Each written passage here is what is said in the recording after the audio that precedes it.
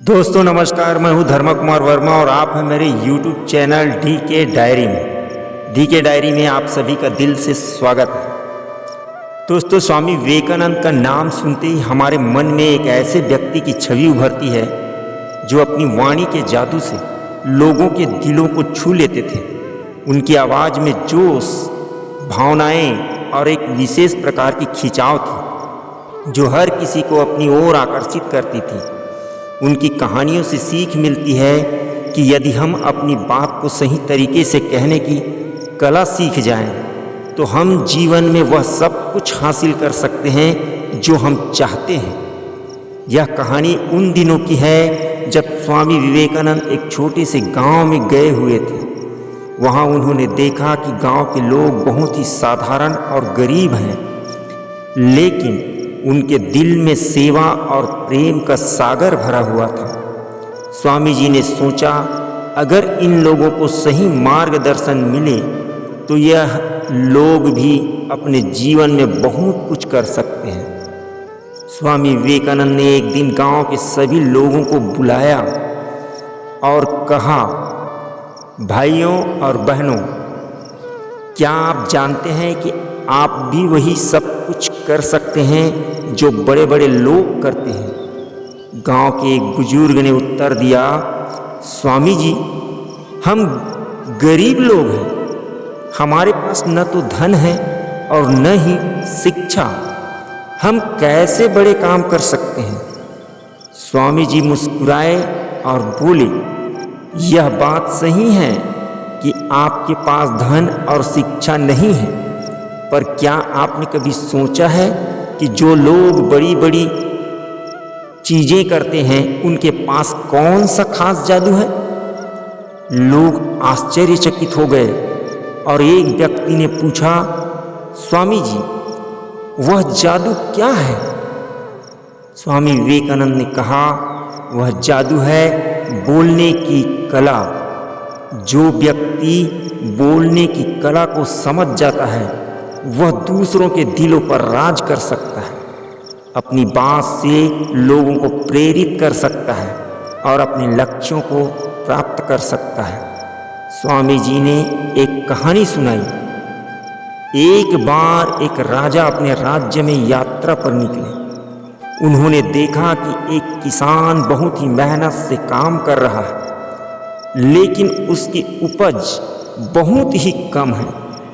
राजा ने उससे पूछा, भाई, इतनी मेहनत करने के बाद भी तुम्हारी फसल इतनी कम क्यों होती है। किसान ने उत्तर दिया, महाराज, मैं अपनी पूरी मेहनत तो करता हूँ, लेकिन मेरी जमीन उपजाऊ नहीं है। राजा ने कहा, तुम्हारे अंदर जो शक्ति है वह जमीन की उपज से कहीं ज्यादा कीमती है।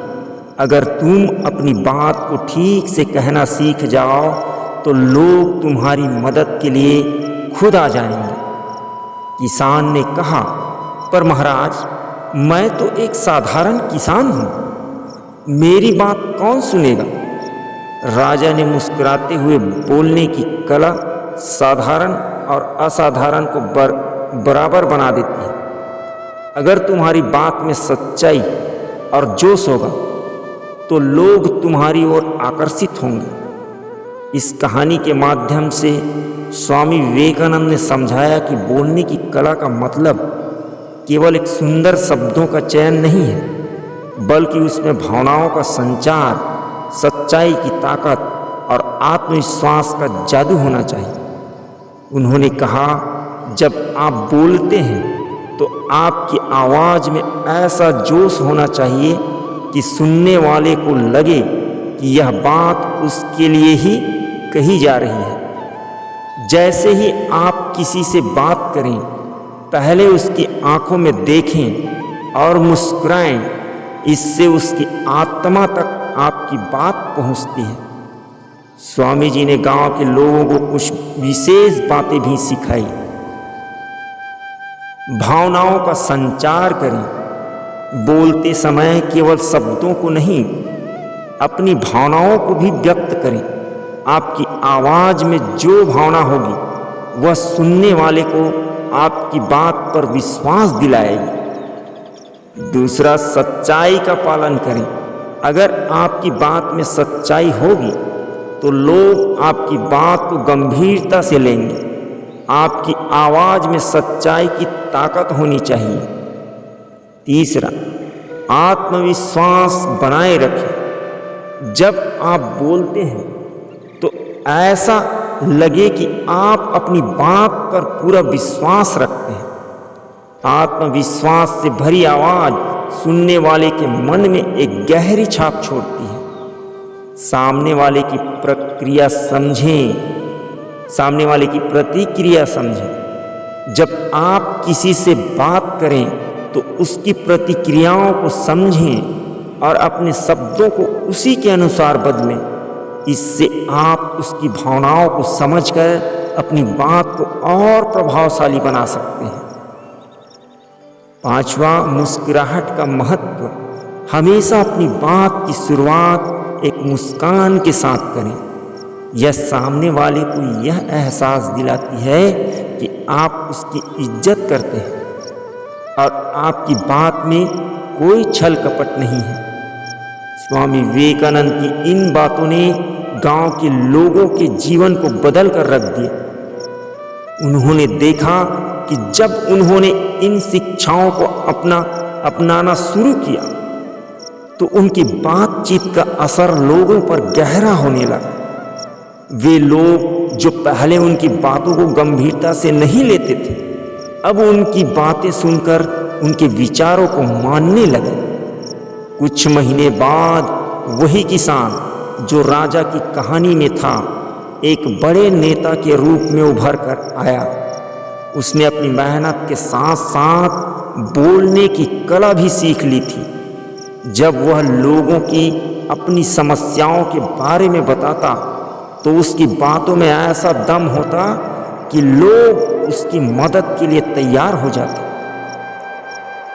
उसने अपनी जमीन को उपजाऊ बनाया, अपने गांव की सूरत बदल दी और लोगों के जीवन को एक नई दिशा दी। वह किसान अब केवल एक किसान नहीं था, बल्कि एक प्रेरणा बन गया था। स्वामी विवेकानंद की यह कहानी हमें सिखाती है कि चाहे हम कितने भी साधारण क्यों न हों, अगर हम बोलने की कला को सीख लें तो हम अपनी बात से दुनिया को बदल सकते हैं। बोलने की कला केवल शब्दों का खेल नहीं है, यह हमारी भावनाओं, सच्चाई और आत्मविश्वास का मिश्रण है। उन्होंने अंत में कहा, जो व्यक्ति बोलने की कला सीख गया वह सब कुछ हासिल कर सकता है जो वह जीवन में चाहता है, चाहे वह धन हो, मान सम्मान हो या फिर दूसरों की सेवा का मौका। सब कुछ बोलने की कला पर निर्भर करता है। तो दोस्तों, अगर आप भी अपने जीवन में कुछ बड़ा करना चाहते हैं तो बोलने की कला को अपना साथी बनाइए। याद रखिए, आपकी आवाज़ ही आपकी पहचान है और आपकी बातों में ही आपके विचारों की ताकत है। कहानी के अंत में स्वामी विवेकानंद ने गांव के लोगों से कहा, आज से आप सभी यह प्रण कर लें कि आप अपनी बात को बोलने का सही तरीका सीखेंगे। आप जो भी कहेंगे उसमें आपकी आत्मा की आवाज़ होगी और आपके दिल की सच्चाई होगी। गांव के लोगों ने स्वामी विवेकानंद की बातों को अपने जीवन का हिस्सा बना लिया और उनका जीवन सचमुच बदल गया।